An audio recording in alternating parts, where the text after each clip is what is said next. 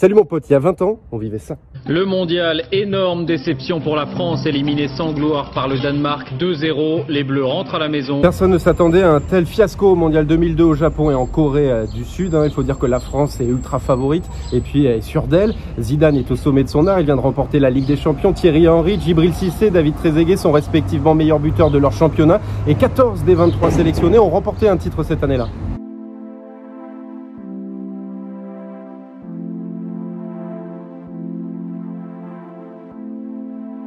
Et les joueurs écrasent tout depuis 4 ans, ils sont sûrs d'eux, ils préfèrent négocier de juteux contrats que de s'entraîner. Il faut dire qu'ils n'ont jamais été aussi rentables. 50 sponsors ont dépensé plus de 38 millions d'euros pour être à leur côté lors de ce mondial. Michel, t'es là?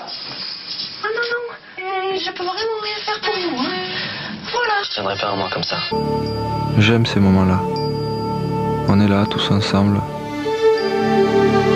Des ballons sur le sol. Des regards qui se croisent. J'ai une petite faim. Ouais, j'ai une petite faim. Ah, elle a juste demandé de sucre. Excusez-moi, mademoiselle, je pourrais avoir un sucre, s'il vous plaît? Oui, bien sûr.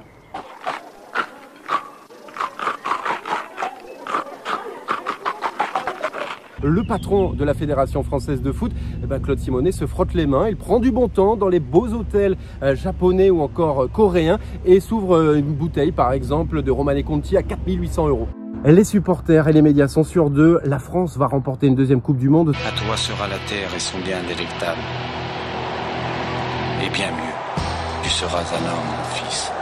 Tout le monde se souvient de la chanson officielle de Johnny Hallyday.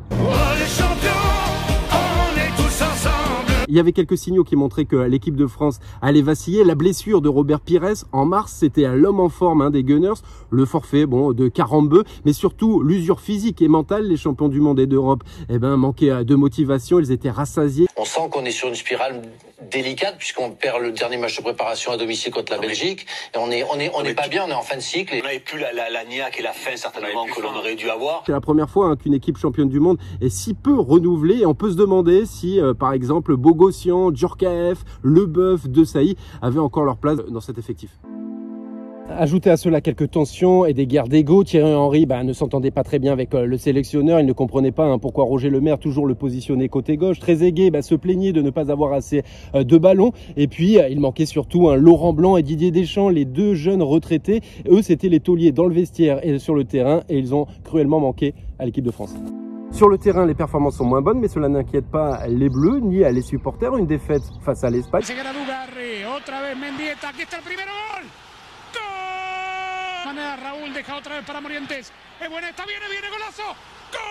Une nouvelle défaite face au Chili. Et même avant de partir pour le mondial, la France s'incline 2-1 face à la Belgique au Stade de France.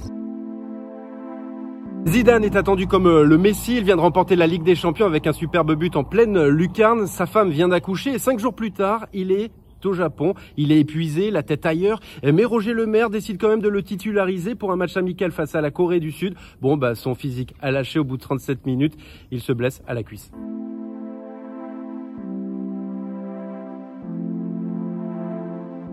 Et c'est le début du feuilleton Zidane. La France est à son chevet. Les médias, les supporters veulent savoir s'il sera titulaire face au Sénégal, s'il va déclarer forfait, si sa blessure est grave. Ce matin, le meneur de jeu français a passé plusieurs examens. Zidane est protégé, bonne ou mauvaise, difficile d'obtenir des nouvelles de sa santé. Et les supporters commencent à être inquiets. L'équipe de France sans Zidane, c'est moins performant. Mais les Bleus sont confiants. Ils vont l'emporter face au Sénégal. La veille, ils ne vont pas s'entraîner sur la pelouse du stade. Ils ne vont pas l'examiner. La raison, il y a des embouteillages et préfèrent donc s'entraîner à côté de leur hôtel. Les Sénégalais, eux, se sont déplacés pour examiner cette pelouse. Et c'est seulement l'intendant de l'équipe de France, Henri-Émile, qui ira voir un peu comment est l'état de la pelouse. Selon lui, elle est un peu trop haute. Et la suite, tu la connais. Papa Bouba Diop marque le but le lendemain. Défaite de l'équipe de France 1-0. Les Bleus sont dans le dur, manque de réalisme, ils sont cuits physiquement et surtout la défense française, un peu vieillissante, est complètement dépassée par la vivacité des Sénégalais. Le scénario de la débâcle peut commencer.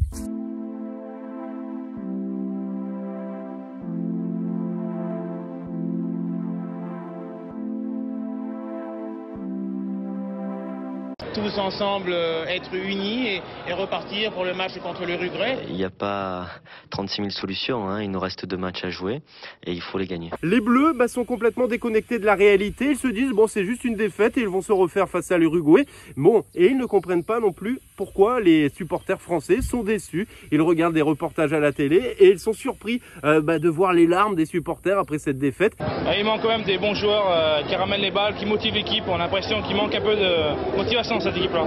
Roger Lemaire, lui, sent que la situation est un peu tendue et il décide de convoquer ses joueurs et va leur demander plus de travail. Il va sévir et il y aura moins de liberté.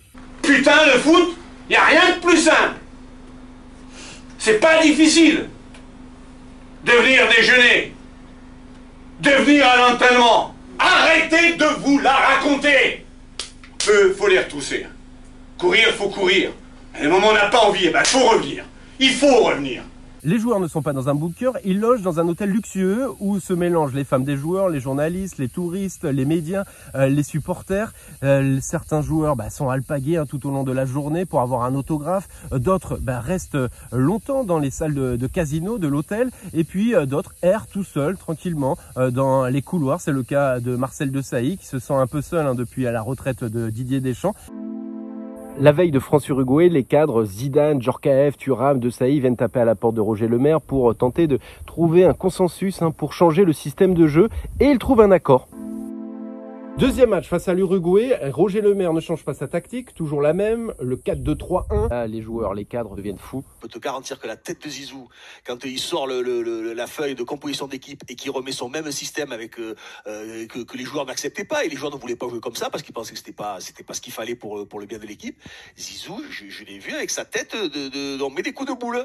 Il était fou, il m'a dit mais c'est pas possible, il se fout de ma gueule. Il aligne côté gauche Thierry Henry, puis s'obstine à aligner aussi Franck Leboeuf et Marcel Desailly en défense centrale alors qu'ils sont cuits physiquement. Roger Lemaire n'étudie pas la tactique de ses adversaires puisqu'il est sûr que la France va s'imposer. Thierry Henry, il est gêné par une blessure au genou, se fera expulser. Il y aura un poteau français et puis la France peut remercier Fabien Barthez puisqu'il a sorti énormément de parades.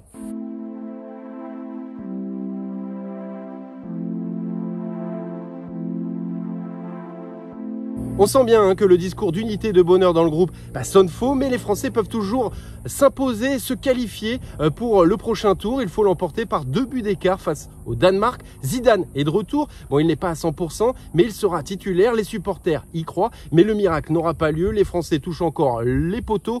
Et puis, c'est bien sûr les Danois qui vont l'emporter 2-0. Les Français rentrent à la maison.